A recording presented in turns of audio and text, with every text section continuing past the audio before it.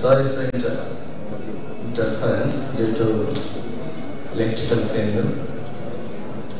So now this is taken from New England Journal of Medicine. Acidemia, if it is metabolic acidosis by carb is less than 22 or 24. Secondary response we already told is change of PCO2 15 plus by carb. If it is lower than expected, additional respiratory alkalosis we have to think, and it is higher than expected, we think about the respiratory acidosis. Then we have to check for anion gap and correct for albumin. If it is normal anion gap or high anion gap. If it is normal anion gap, we have to think for urinary anion gap. If it is urinary anion gap is negative, we think about diarrhea, proximal tubular acidosis, and sodium chloride infusion. If there is a common practice, we give NaCl infusion randomly. And urinary anion gap is positive, then you have to check for the urinary pH. It is less than 5.5. We think about hyperaldosteronism. And it is more than 5.5. We think about distal tubular acidosis. Now, high anion gap. We think if you get high anion gap metabolism, we check for delta anion gap. Interpretation I have already been told, and osmolar gap. Now, respiratory acidosis. If any respiratory acidosis, we think about the secondary metabolic response. And we know 1 millimolar change for 10 milliliter mercury PCO2. If less than 1, we think about additional metabolic acidosis. If in case of acute, and 4.4 to 5 increase for chronic, and if more than 5, we think about metabolic alkalosis addition. Then alveolar arterial gradient difference. This is the formula written below. 150 minus PaO2 minus 1.25 into PCO2. With this formula, I can guess is there any respiratory disease or not. If it is less than 10 or 20, we think hypoventilation without intrinsic lung disease. That is, this respiratory acidosis is not due to respiratory disease per se. And if it is more than 10 or 20, we think about there is also a respiratory disease, intrinsic lung disease. So there is a very good clinical correlation. আমরা যদি বলি এই দেখো এই দিয়ে বুঝতে পারবো আমরা এর respiratory disease আছে আর এটা দিয়ে respiratory disease নাই. So it is a very good clinical correlation. Now alkalemia, metabolic alkalosis. We think about the secondary response. If is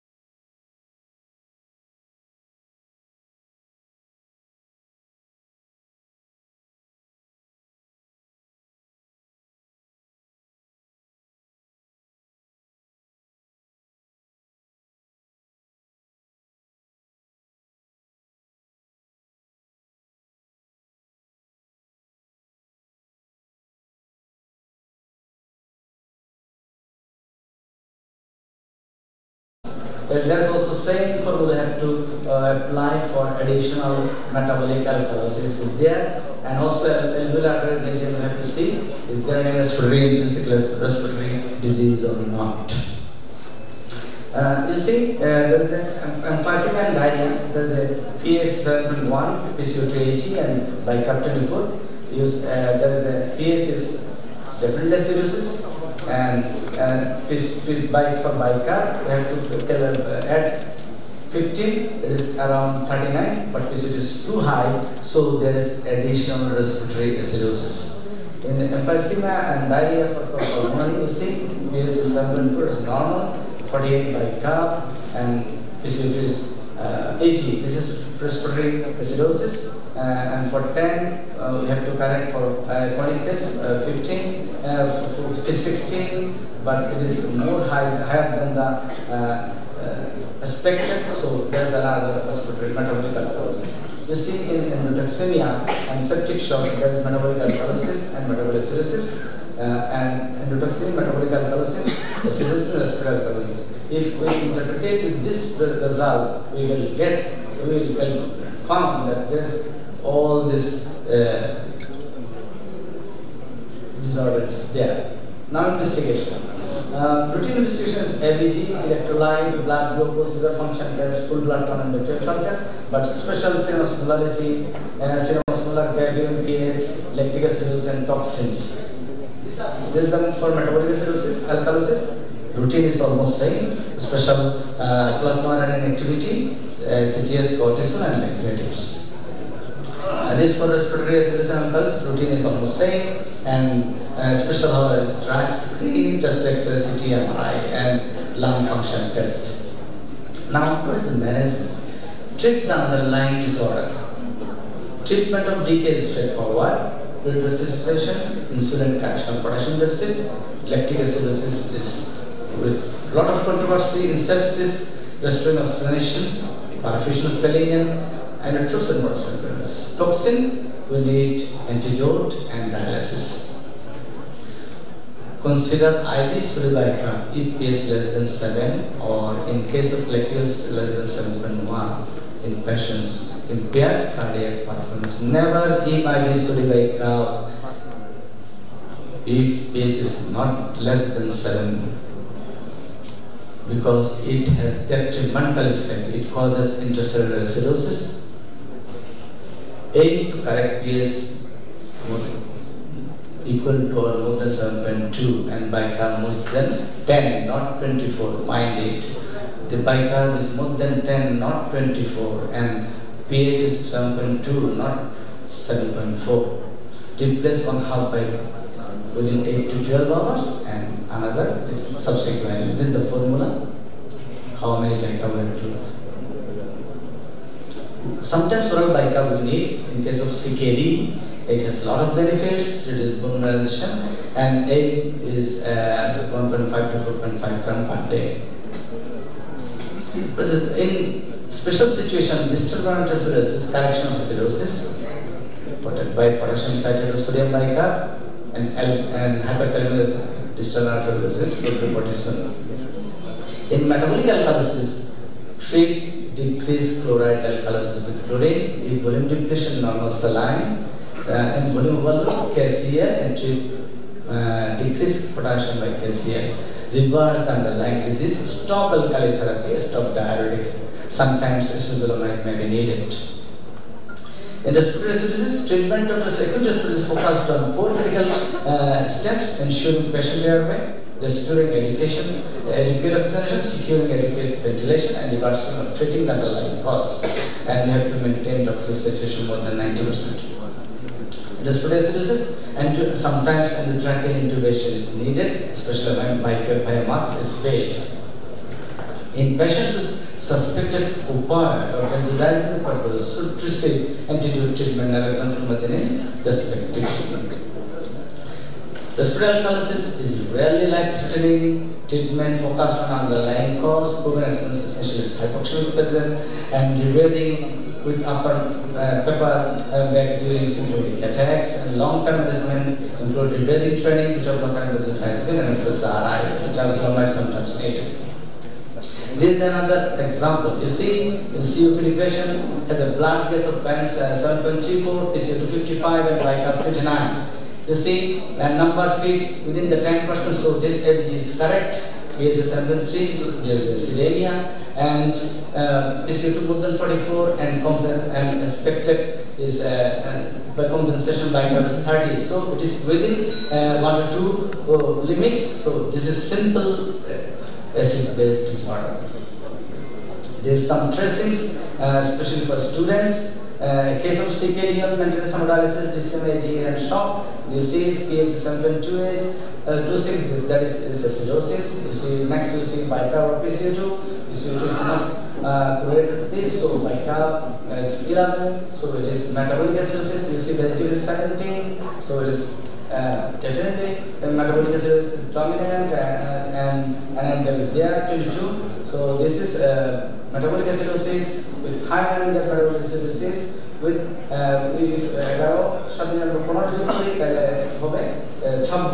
but it is less than compensation.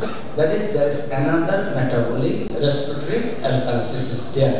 We have to calculate delta gap. See, another is there. So delta gap देखो हम लोग उससे बार बोल एक है ना एक mixed acid base आसे के ना. So हम ये तो complicate कुछ है ना, but ये जो कुछ हम लोग उसलम एक है ना एक metabolic acid high amount of metabolic acid है, दर्शक एक टा respiratory alkalosis.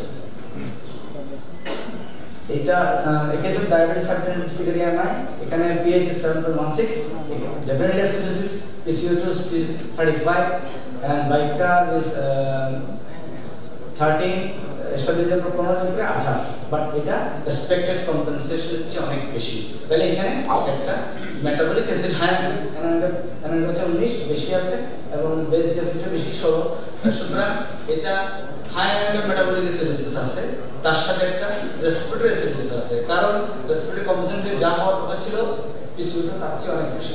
That's why এখানে টেস্ট অনেক বেশি ফল করছে, কারণ এখানে হাই মেটাবলিক অ্যাসিডোসিস তার সাথে একটা রেসপিরেটরি অ্যাসিডোসিস আছে, যার জন্য এখানে কম্বাইন্ড মেটাবলিক রেসপিরেটরি অ্যাসিডোসিস। এটা একটা অ্যাসিড বেস।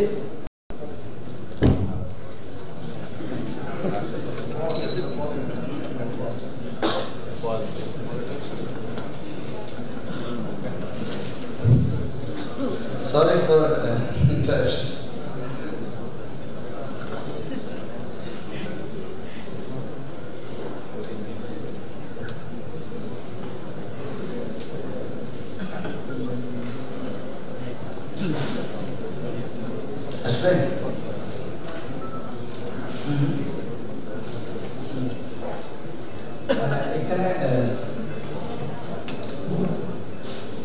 এটা দেখি আমরা 7 pH, এখানে PCO2 অনেক high, that is 79, more the respiratory process is dominant মনে হচ্ছে এখানে, এবং অনেক বেশি, তার জন্য যদি আমি 10 করে যদি আমি প্রতিটার জন্য এখন যদি আমি ধরি তাহলে এখানে প্রায় 4 যদি acute হয় তাহলে 4 ডিফারেন্স হয়, তো 4 ডিফারেন্স অলমোস্ট ঠিকই আছে, সাথে আবার যদি এটা ক্রনিক হয় তাহলে 4 16, বাট এটা বাইকার অনেক কম। তো সুতরাং এখানে একটা হাই অ্যানাইডার খুব বেশি, হাই অ্যানাইডার মেটাবলিক অ্যাসিডোসিস সাথে রেসপিরেটরি অ্যাসিডোসিস আছে, বাট এখানে একটা লক্ষণীয় এখানে dominant process is respiratory, this dominant process is respiratory, not metabolic. So there is respiratory acidosis with high metabolic acidosis, দুটা কম্বাইন্ড আছে, তারপরে যেটা কমে গেছে 7 এ চলে আসছে, but dominant process is respiratory acidosis। তার আগে একটা আমরা দেখেছিলাম সেখানেও কম্বাইন্ড ছিল, বাট সেখানে ডমিনেন্ট প্রসেস ছিল মেটাবলিক অ্যাসিডোসিস। এরকম আমার কাছে অনেকগুলো ট্রেসিং আছে, আমার মনে আমি আর ট্রেসিংগুলো দেখাবো না, অনেক ট্রেসিং আছে, তো এইগুলো আমি আজকে আমার শেষ করছি। এগুলি প্রত্যেকটা ইন্টারপ্রিটেশন আসতে গেলে অনেক সময় লাগে। Thank you very much.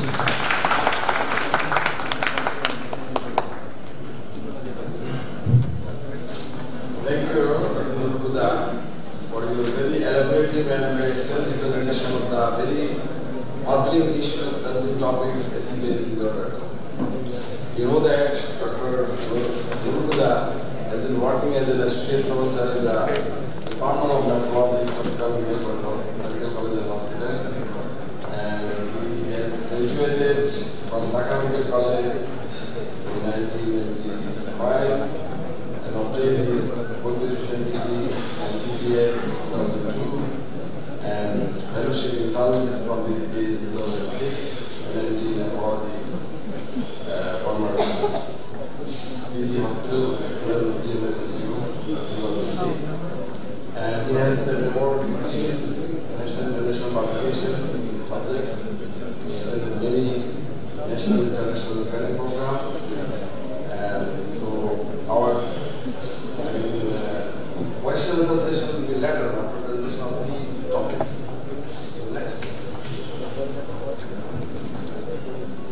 Now the second presentation. I'm inviting Dr. Ratandas Gupta to come to the dais for presentation.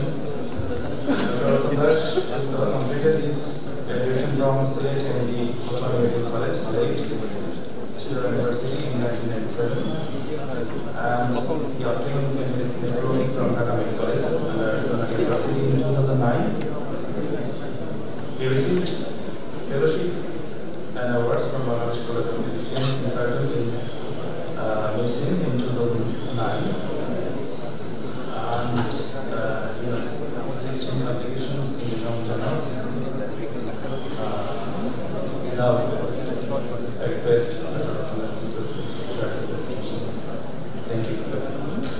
thank you. Thank you, Mr. Chairman, for kind introduction, and I must thank the organizer from Bangladesh Analysis and Sidan Branch for inviting me here, and I am delighted here for present in front of such learned audience, and welcome to all and in this morning. And this is my current premises and I work, and welcome to once again. So my topic is evaluation and management of the potassium disorders. Evaluation and management, due to time constraint, I limit my presentation only on hypokalemia.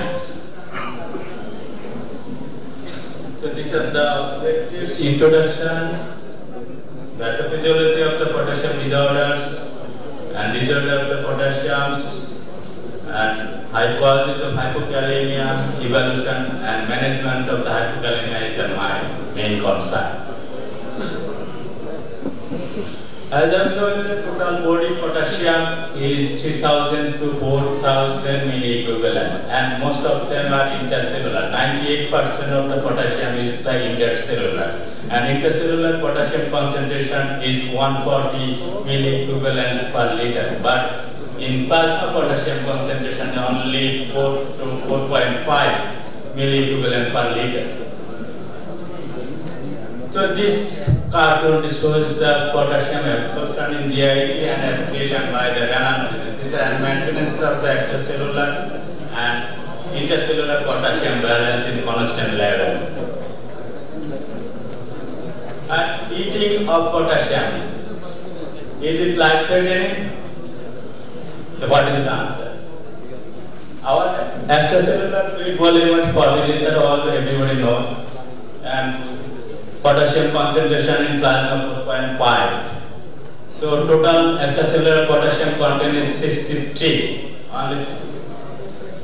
But if we take the 90 millimole absorbed in the extracellular fluid volume, total potassium concentration should be 153 in the extracellular volume.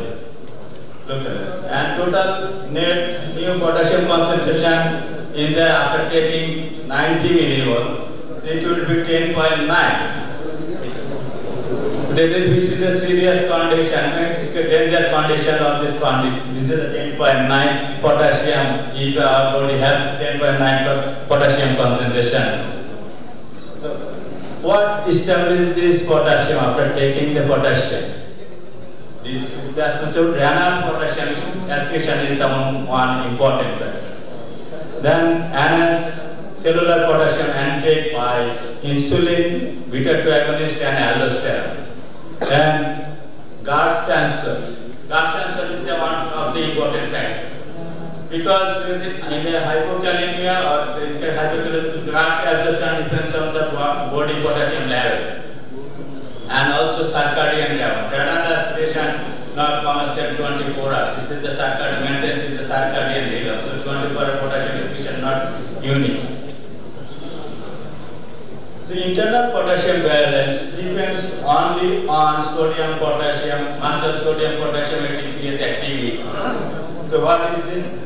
This cartoon shows that sodium potassium activities depends on insulin, alpha adrenergic activities and beta-2 adrenergic activity. Also in thyroxine. This will activate the sodium potassium channel, and sodium drives out and potassium is dives into the cell.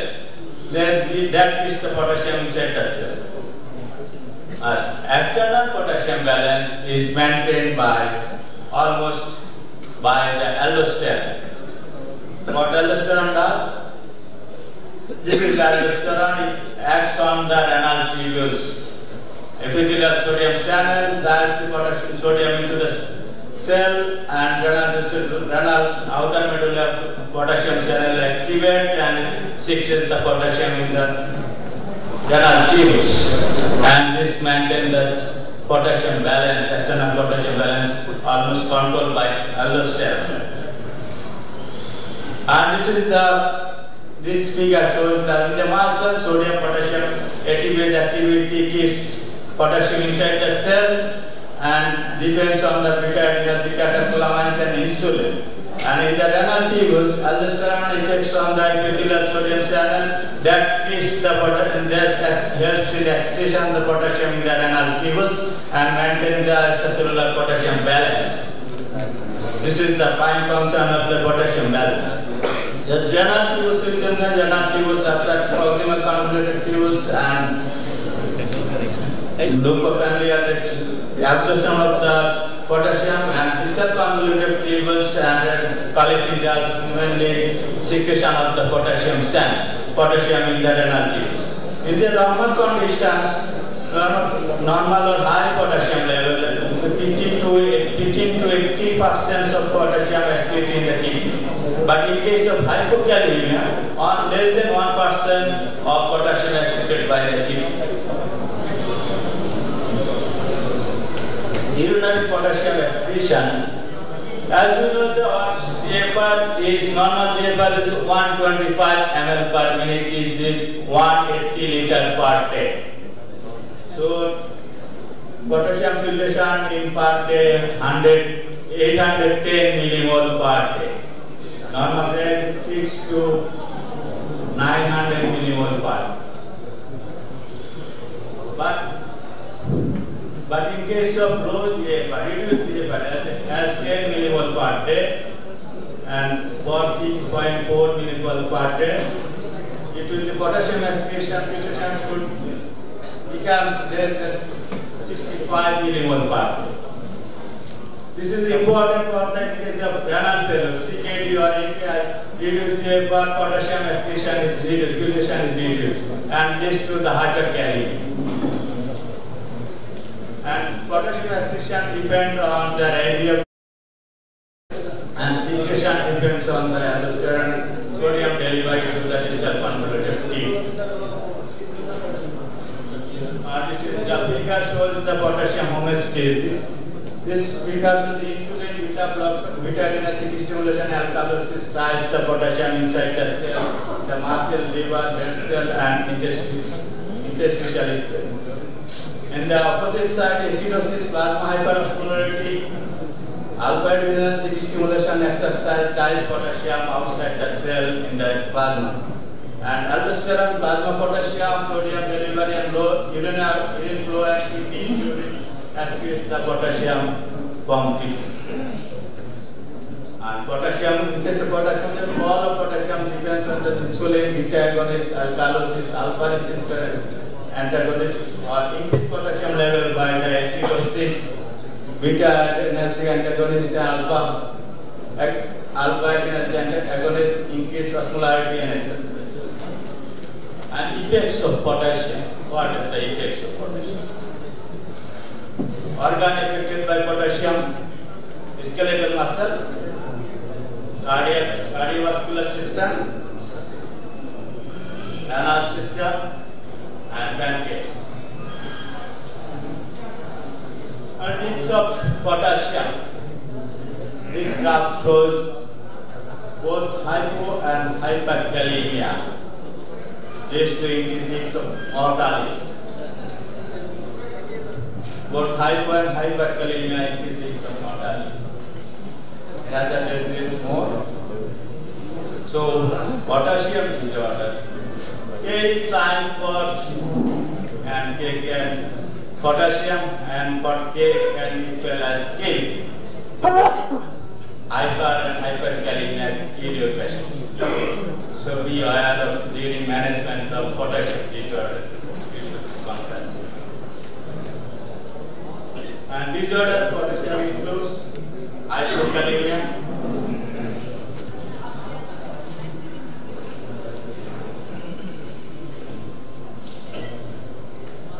hyperkalemia, and don't forget pseudo-hypokalemia and pseudo-hyperkalemia during management. Before management, you should calculate the pseudo-hypokalemia and pseudo-hyperkalemia. And let's talk about hypokalemia. Potassium is less than 3.5 is hypokalemia. It is more than 20% of hospitalized patients may remain asymptomatic and can be dangerous as arrhythmia, rhabdomyolysis, or paralysis may occur due to hypokalemia. Causes of hypokalemia. Inadequate intake may be the cause of the hypokalemia, but not the main cause. It may exert the other condition. So in case of inadequate intake, renal potassium excretion is less than 5 to 15 millimole per day. Causes of hypokalemia, the main concern is redistribution, GIT loss, or renal loss. And redistribution due to insulin, beta-2 agonist, alkalosis, hypokalemic periodic paralysis, increased blood cell production, hypothermia, intoxication like barium, cesium, and chloroquine. And this is the case, a 45-year-old man developed profound weakness after having large sweetened drinks. We are always practicing taking large sweetened drinks. They are familiar with this. And his blood pressure is 150, 570 watt pulse pressure, and pulse rate 124. It shows tachycardia and prominent UIF. His potassium is 1.9, no acid-base abnormality. So, what is the basis of hypokalemia in this patient? Can you guess this? What is the basis of the hypokalemia in this patient? And what is the best possible treatment of this patient? The answer is, if you large amount of caffeine intake leads to that adrenergic surge and increased ATP activities. So leads to drives the potassium inside the cell. Also, large amount of glucose can stimulate insulin and leads to the potassium inside the cell. And possible treatment, best treatment is the propranolol and low dose potassium. Don't give it high dose potassium, it may lead to rebound hyperkalemia. And effect of hypokalemia. Now, hypokalemia and causes of hypokalemia in the gestational loss due to diarrhea, Osgood syndrome, and potassium binder. Play intake may be caused the hypokalemia. And loss. In case of diarrhea, the stool potassium content change to 40 milliequivalent. So urinary potassium is less than 200 milliequivalent per liter. And magnesium deficiency may associated with the in case of diet. But in case of vomiting, vomitus only contains 5 to 10 millimole per liter. So, in case of vomiting, potassium loss only by kidney due to renin-angiotensin activity, as to hypotension. So, vomiting, in case of vomiting, potassium loss by the renal loss of potassium. So, renal loss of potassium due to diabetes, mineralocorticoid activities, non-reabsorbable anions, and loss of gastric secretion, hypomagnesemia, and polyuria, renal tubular disorder. And renal potassium, in case of renal potassium string, urinary potassium excretion is 25 to 30 milliequivalent per day, or urinary potassium kidney ratio 30 to 50 milligram per gram. It is associated with the sodium delivery and mineralocorticoid activity. As this is figure shows the renal tubular disorder leading to hypokalemia. In the proximal convoluted tube, as usually acetylzolamide is the axia, and the Fanconi syndrome is the one of the disorder that leads to hypokalemia in the proximal tubular disorder. And proximal tubular renal tubular acidosis is the cause of the proximal tube. In the ascending leaf of Henle, thick ascending leaf of Henle is as you look at and sodium potassium chloride channel here, block here. This tubular dysfunction in this point is the Barter syndrome, ascending loop of Henle. And distal convoluted tubules, sodium potassium channel, thiazide axia, and tubular dysfunction is the Zitterman syndrome. In collecting duct, epithelial sodium channel, potassium sparing ducts axia, and this tubular dysfunction leads to the Liddle syndrome. This is the tubular dysfunction can lead to the hypokalemia. The cause of hypokalemia in this is the GIT loss, skin loss, renal loss, magnesium deficiency, intrinsic renal transport defect due to Barter syndrome, Zitterman syndrome, and Liddle syndrome. Myotoxicosis, periodic paralysis, and familial periodic paralysis and drugs. This is the figure shows that how magnesium causes hypokalemia. Magnesium works as the gatekeeper of potassium channels. So loss of magnesium increases potassium out. Potassium loss. So magnesium was the 50% patient with hypokalemia associated with hypomagnesemia. Common cause and low diabetes, diarrhea, alcoholism. And this is the figure shows the how hydrotoxic periodic paralysis causes hypokalemia. Hydrotoxic stimulates sodium potassium activity. So these are the presentation of the certain many effects on male and main diagnosis depend on electromyogram leaving attack for exercise. Drug-induced hypokalemia includes some drug leads to transcellular shift, some cause renal loss, and some cause DID. And effect of hypokalemia in the cardiovascular system. These are the atrial or cardiac arrhythmia, insufficiency, and digital toxicity. In the muscle, weakness, cramps, tetanic paralysis, or rhabdomyolysis. In the DID, constipation, ileus, urinary rejection, and pancreas leads to carbohydrate intolerance. And lastly, the kidney concentrating ability, the nitrogen diuretic inhibitors, impair ammonia production, hepatic failure, urinary acidification, renal insufficiency, chloride loss, liver metabolic alkalosis, renal cyst formation, and tubular dysfunction, interstitial nephritis. And how to evaluate? Question is potassium shift or depletion, potassium excretion rate, acid-base disorder of the patient, or hypertensive or not. So at step 1 is the first steps of diagnosis. So symptoms, GI loss or skin loss or drugs, other distribution, blood test should be examined. And instructions rule out the pseudo-hypokalemia. The blood count is important in this cell count because the pseudo-hypokalemia and folic acid becoming usual therapy during megaloblastic anemia cause hypokalemia. And core intake is the consideration, core intake can cause. And redistribution is the one of the cause should be identified the any cause of redistribution. And there any cause of infection, renal, GID, skin or magnesium deficiency, mineralocortical accidents should be identified.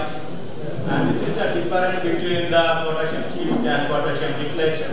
In case of potassium shift, treatment should small treatment it is the rapid increase of large increase of potassium. But in case of depletion, slow increase of potassium and small increase. No acid-base discharge is the shift and no urinary excretion is the low. But acidosis or alkalosis present in the potassium is depletion.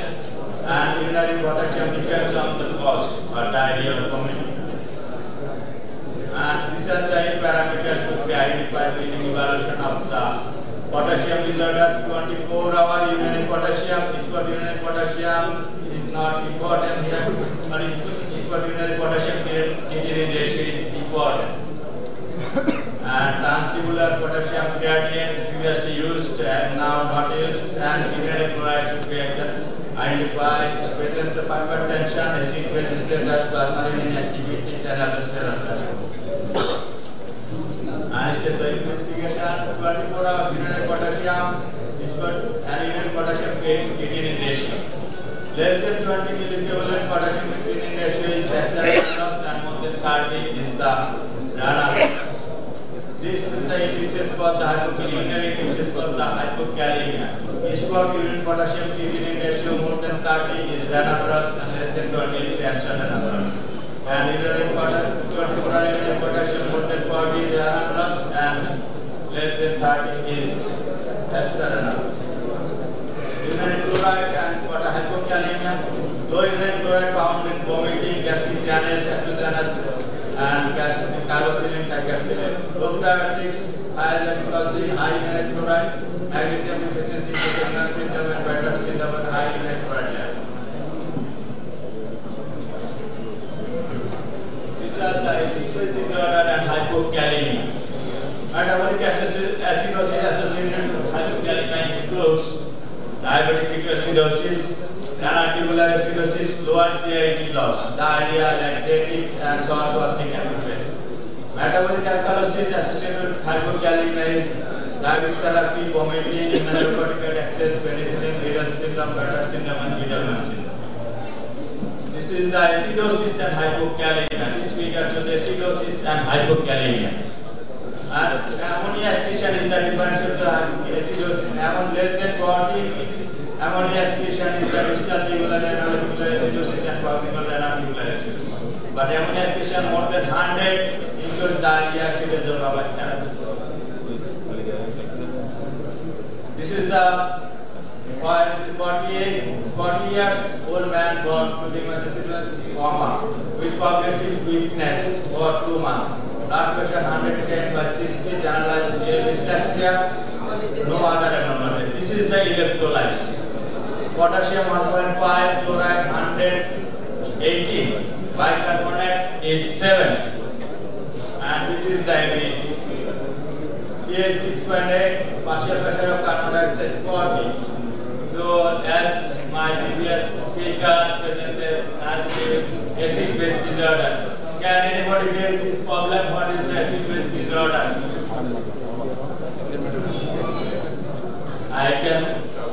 I think everybody can do this. This is the acid-base disorder with metabolic acidosis with hypokalemia.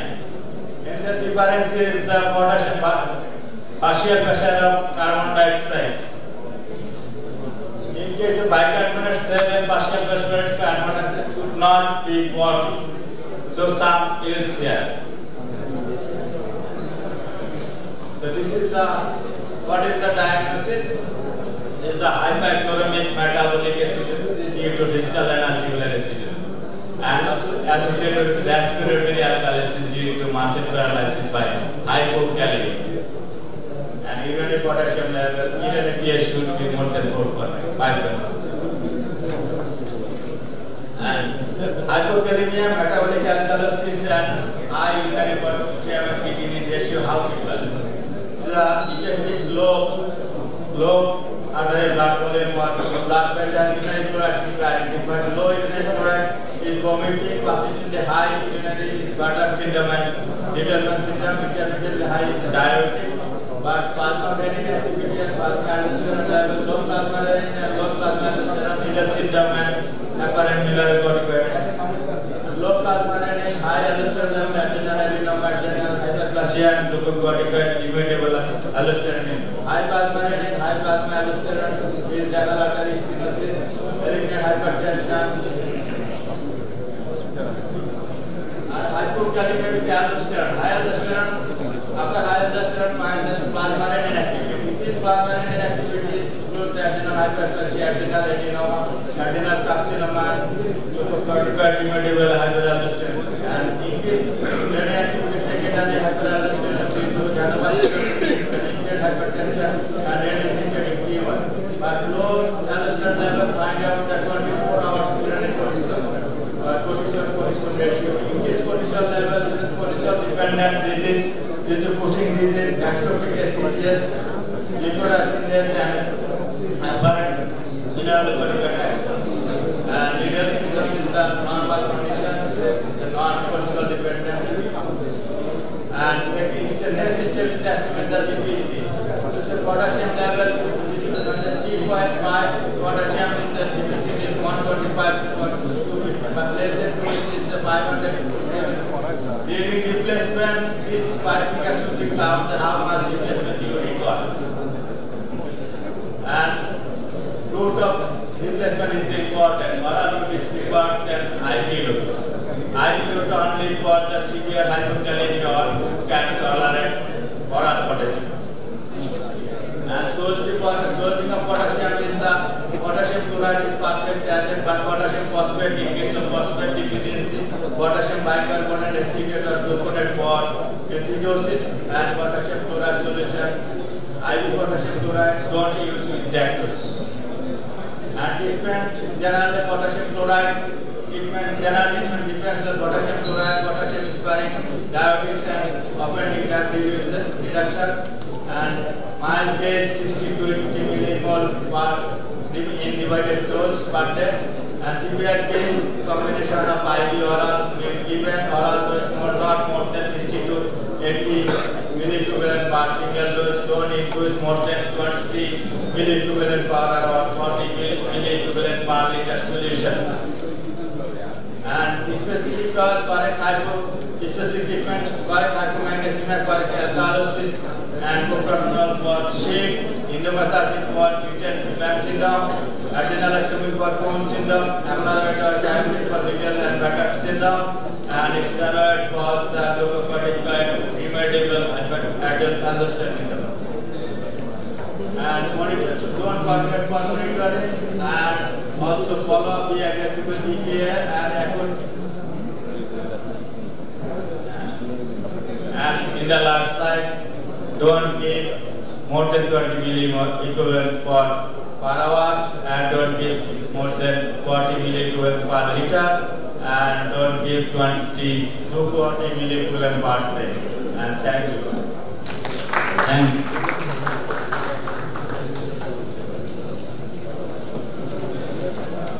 Thank you, Dr. Ratan.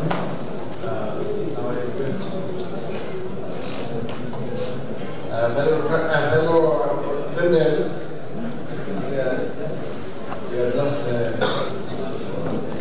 the end of the session for the third presenter. So I now introduce Professor Shamim Ahmed, nephrologist, professor of nephrology and senior consultant in the Foundation Hospital and Research Institute, Bidpur, Dhaka. Dr. Shamim Ahmed, former director and professor of nephrology of BIDU. He graduated MBBS degree from Dhaka Medical College in 1979 and obtained CPS from the CPS in 1987, and he received training in nephrology, under complete fellowship. He also completed 13 clinical and special foundation training in 1989 from PHC Shabar. He was awarded FRCP Adim from Medipura in 2003, FRCP USA in 2004, FRCP NASCO in 2005, and he has more than 90 scientific paper publications in different journals, of whom the drawer.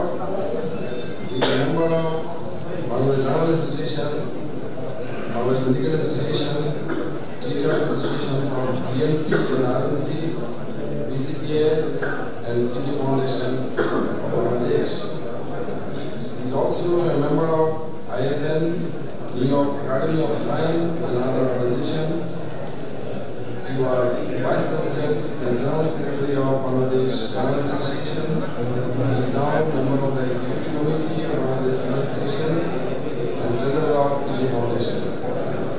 He attended many scientific conferences in different countries and honored with Mother Teresa Gold Medal Award, Rural Health Award, Netaji Subhash Chandra Bose Award, and Bangabandhu Gold Medal.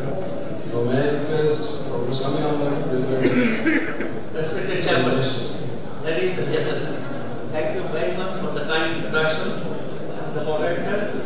First of all, at the very outset, I must express the gratitude to the renowned Chattogram for excellent hospitality and excellent arrangement. I think it is one of the best CME program where a lot of nephrologists from the world, from our country get together. So I must give special thanks to Professor Robi, Professor Uda, and also his committee. With this, I think already you are very deep acidosis, potassium, and then sodium. These are the difficult tasks of the nephrology. So I try to make you in a different way. Now, important is that sodium, if you want to know the sodium, you have to know the water metabolism. Because as you see, when diarrhea is water, there is loss of sodium, loss of water. In nephrotic syndrome, there is retention of water and retention of sodium. So without knowing the metabolism or without knowing the pathophysiology, you cannot treat the sodium treatment. So that's why initially I will give pictures of pathophysiology and metabolism, and then I go to the treatment. Now you know all of you that 2/3 of the body fluid is inside the cell and 1/3 outside the cell. And important thing, outside the cell, plasma fluid, and 85% is of fluid plasma is even in the venous side and 50% in the arterial side. Now why important? Sodium, why is sodium so important? Because 95% sodium located in extracellular fluid. As you know, if the sodium concentration 140 multiplied 40, more than 1900 millimole in the extracellular fluid. In the inside the cell, only if it 10, it is 20. So there is the huge associated distribution of sodium, and this is maintained by sodium potassium pump. Now, what is the importance of sodium extracellular fluid? Now, how we define the solute and particle concentration of a fluid known as extracellular, which is expelled in milliosmoles per day, and sodium accounts for 95% of this fluid, and that's why sodium is so important. Now, coming to this, now you know extracellular fluidity, intercellular fluid is 12, but the composition of extracellular fluid and intercellular composition of solute is vastly different. As you know, as you previously see, inside the cell, potassium is very high, and compared to the outside the cell. Similarly, so this, what I mean to say, this osmolality is very important, and to understand. Now, what is the importance of osmolality to extracellular fluid? As you know, brain is a order force that expands or contracts. Brain is tightly accord, it releases that conflict and force only when this pressure is increased in the velocity, intracranial pressure increase, that took pressure, and that will go to the foramen magnum. You know there is a medulla that is very stable. So CNS symptom is of the sodium. Sodium is a CNS symptom, and potassium is the muscle. As you say, the muscle. Which muscle? Skeletal muscles, foot muscles, and the pedicles. But main symptoms of sodium is the CNS symptoms. Now, what is the importance of sodium in tonicity? Hypertonicity or shrinkage of brain, then body adjustment. Both hypertonicity and hypertonicity cause osmotic stress of the brain, and therefore the symptom is sodium symptoms, CNS symptoms. Now, coming to sodium. Now, sodium implies a relative concentration of the sodium to water. It does not mean the absolute amount of sodium, either a fluid. Say for example, in the diarrhea, hyponatremia, the sodium is lost, is decreased, total body water is increased. But in nephrotic syndrome, there is also hyponatremia, but total body water is increased, total body sodium is increased, but this compared to water, sodium is less. That's why. So it does not imply what is the total of the body, total of body water and sodium. Now sodium balance is tightly controlled by renal excretion, and renal excretion is controlled by volume receptor rather than the sodium concentration of it. That is very important. Now I am going to show how volume receptor acts. Plasma volume is the blind control of sodium excretion by renal endocrine CNS mechanism. Now what is the volume receptor? In renal, there is low pressure receptor and high. Also sympathetic nerve activity and adrenergic peptide. And intrarenal, adrenal nerve and renin-angiotensin mechanism. Now what are the volume receptors? In low volume receptor, cardiac atrial myocyte is very sensitive to low volume and high volume. But this is addressed but high in the case of increased that will increase sympathetic tone, impeding a decreased secretion, decreased renal secretion, increased adrenal peptide. Thereby they control this volume receptor control this sodium excretion. The high pressure, as you know, in aortic arch and balance junctional apparatus, when there is an increased pressure, they inhibit the sympathetic tone. So renal nerve is very important regulation of sodium because it's modified tubular absorption, it decreases the GFR and it directly absorbs the sodium in the tubes. So renal nerve is very important in case of sodium excretion.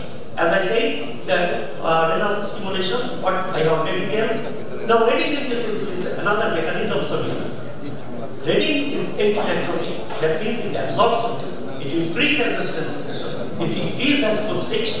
It increases vasoconstriction by critical vasoconstriction. Also regulates the agonist to the GFR, regulates the sodium excretion. So in left hand side you see when volume is expanded, both vasoreceptors stimulated, decrease sympathetic tone, decrease ATP secretion, decrease renin secretion, increase ANF. All these factors increase sodium excretion. On the right hand side you can see when volume is sought depletion, then decrease renal blood flow, decrease cardiac output, increase sympathetic activity and increase renin. All these factors try to maintain the sodium and balance. As I told, the volume receptor is the main of sodium regulation. That is a very important point that I want to learn. Now coming to fluid balance. Water. This is controlled by a direct hormone, first mechanism, and the thirdly, the mechanism that regulates sodium excretion. Now why this is important? Now ATP secretion is controlled by two stimuli. One of is osmotic regulation. Second, very important is hormone regulation, and in which I will say when tonicity is increased, ATP secretion is increased. But when tonicity is decreased, ATP secretion is suppressed. As in osmoreceptor, I will not say where it is situated. Now, APH or a vasopressin under the influence of APH, distal collectivity acts to into receptor, increase the permeability of water and those occur. That is very important point of APH because in treatment point, now non-hospital stimuli is very important. How?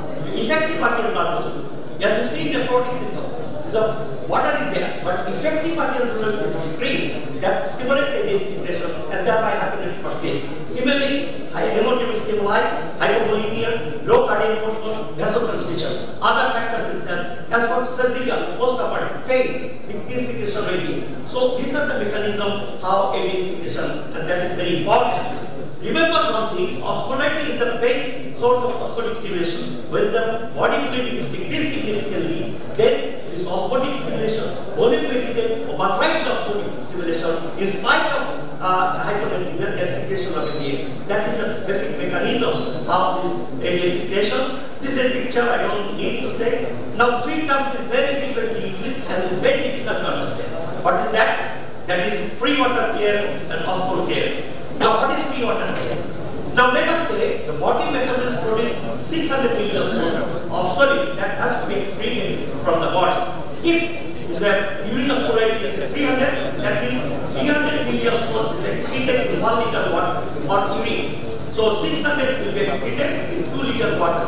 Very good. Next you see, if the urine is maximum dilute, osmolality is 60. What happens? So 60 ml of salt is excreted 1 liter of water. So 600 is excreted in 10 liter of water. So 10 minus 2, 8 liter of water virtually they do not have solute. And this is called free water clear, which is virtually no solute there. So this is called free water clear. Then now, how we define osmotic clear? Osmotic clearness is the amount which is necessary to excrete normal osmotic flow in urine that is isotonic to the plasma. And free water clearness is the amount of water which is considered to have been excreted free of solute, salt-free water, as I said in the previous example. So this is free water and osmotic clearness. Now there is a formula I don't like to say. The positive of free water clearness is the hypernatremia, and negative free water is the hypernatremia. You are dealing with hypernatremia. Now coming to the basic point of hypernatremia. It is not a disease, but manifestation of variety disease.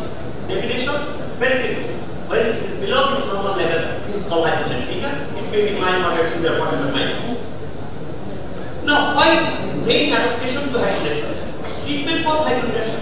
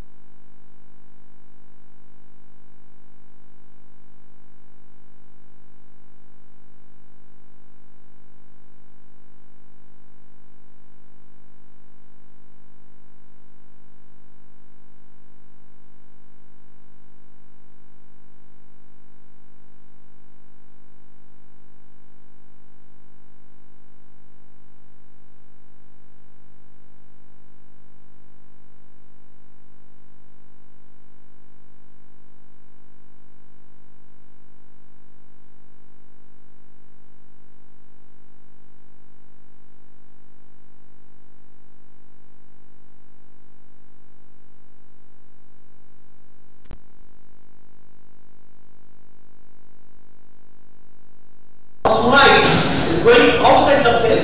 So one is water is going inside the cell, in another osmotic is going outside the cell. Sorry.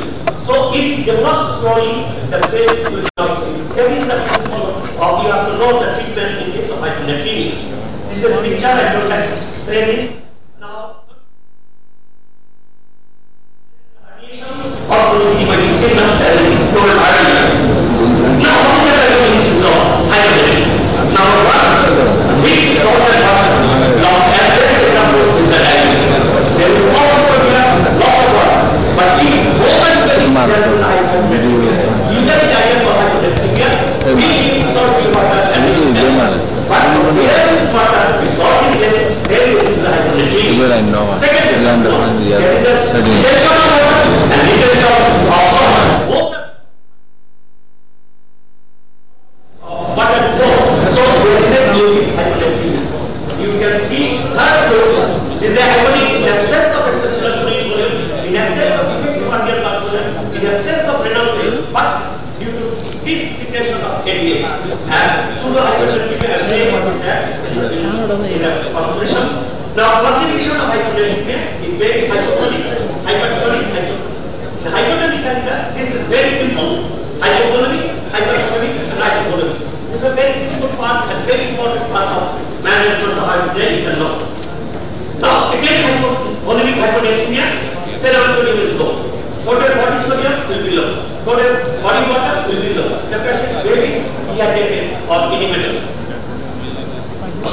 case of hypervolemic hyponatremia, there are examples, GIT loss, RPS loss, and then, as we said, proximal renal tubular defect in bipolar adhesion. But bipolar defect adhesion, bipolar loss, along with bipolar sodium is lost. In case of proximal tubular, there is hyponatremia, and also hyponatremia as previous slide showed you. Now, loop diaphragm, remember, loop diaphragm never causes hyponatremia. This is very important. It is the thyroid diaphragm which causes hyponatremia. So never use hyponatremia in case of hyponatremia. That is very important point. Now, hyponatremia as a short routine. In any case, if you can damage the kidney, that is the problem. Best example, polycystic kidney, polycystic kidney, anorexic, diabetic retinopathy, people have damaged, chronic pyelonephritis,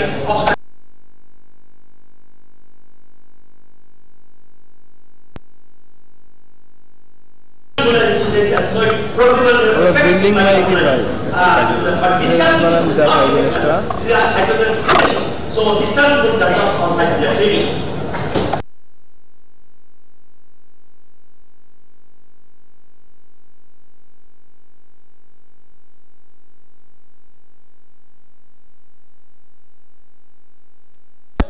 But compared to the water, sodium is less. That is hyponatremia, and the patient will be edematous. That is important point.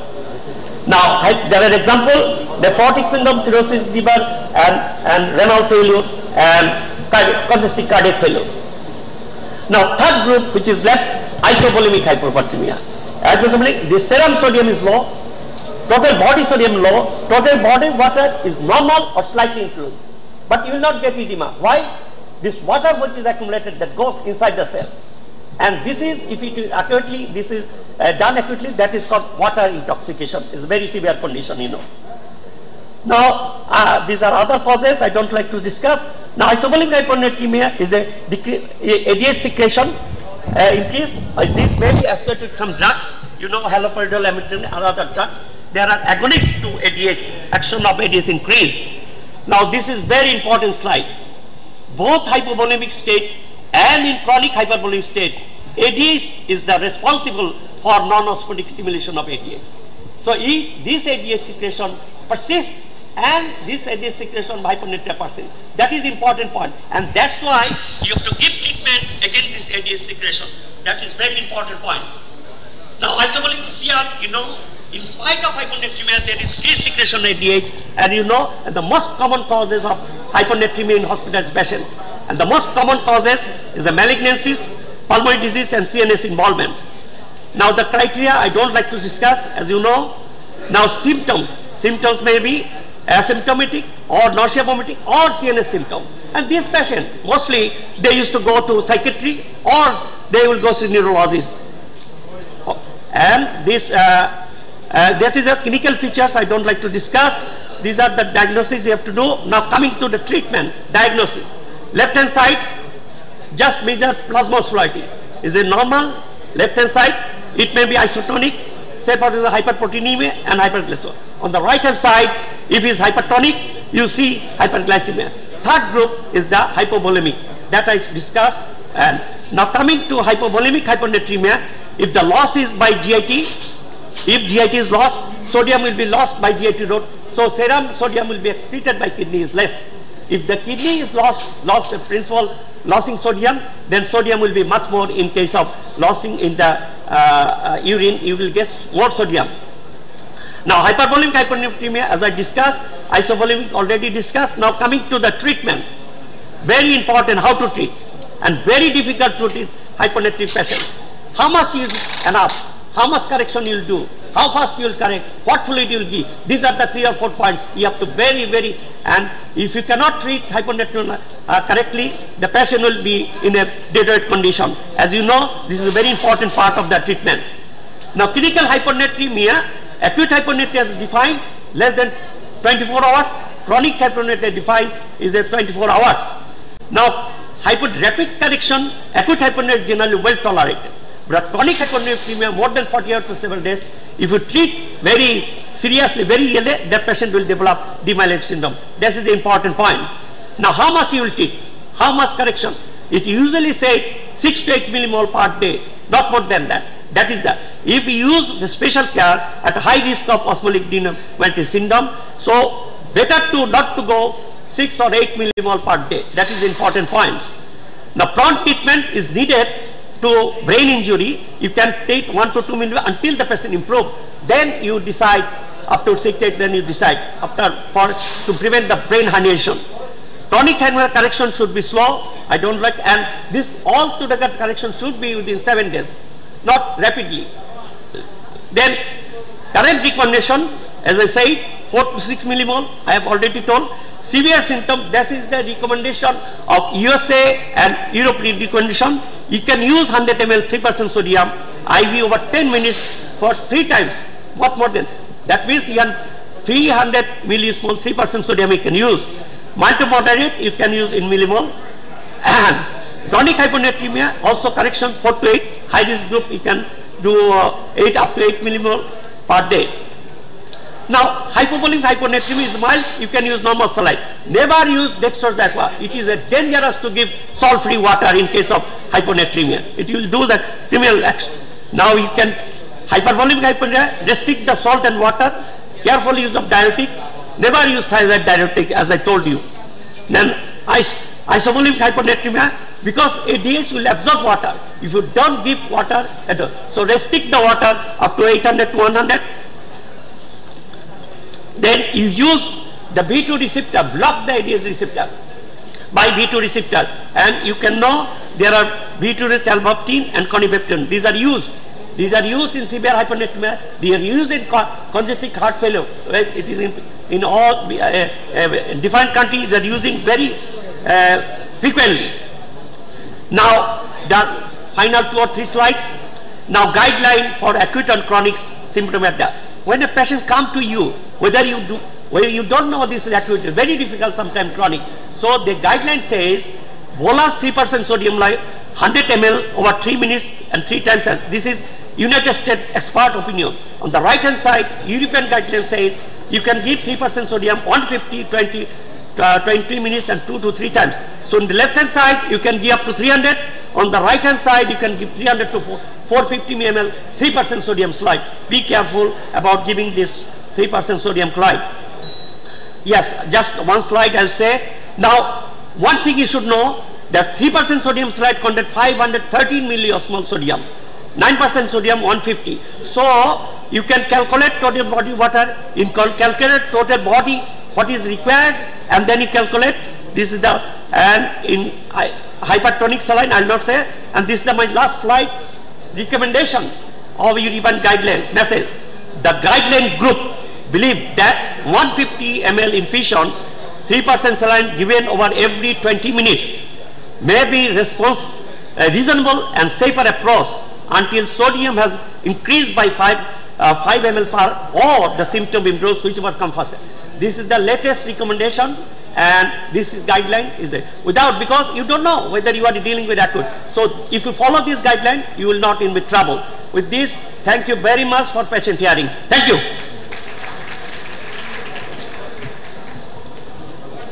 Thank you, sir, for your nice and brilliant presentation.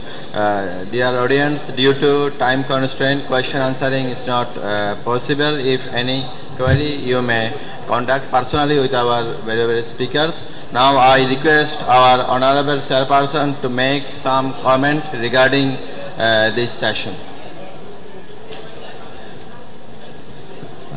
Thank you. Actually, we are running short of time. To the presenter, there were 3 presentations, and all presentations are very important. One, acid-base disorder, potassium disorders, and hyponatremia. Actually, these are very commonly faced in our day-to-day practice, and all the presenters covered all the things very elaborately, and they described all the clinical features, presentation, diagnosis very efficiently. We thanks all the presenters for their good presentation. Thank you. So ladies and gentlemen, congratulations for all three presenters for their excellent presentation on the acid-base reservoir, which is a very critical analysis in the critical settings, and it is a continuous process. So go on and go through books and go through learnings to update your knowledge and experience you share. So because of time constraint, we are not going for questions and answers. Now, may I request to come all the three presenters to the dais to receive their memento. And after that, there will be tea break. And after that, there will be negotiation. City Mayor will be the chief guest. All are requested to attend the session.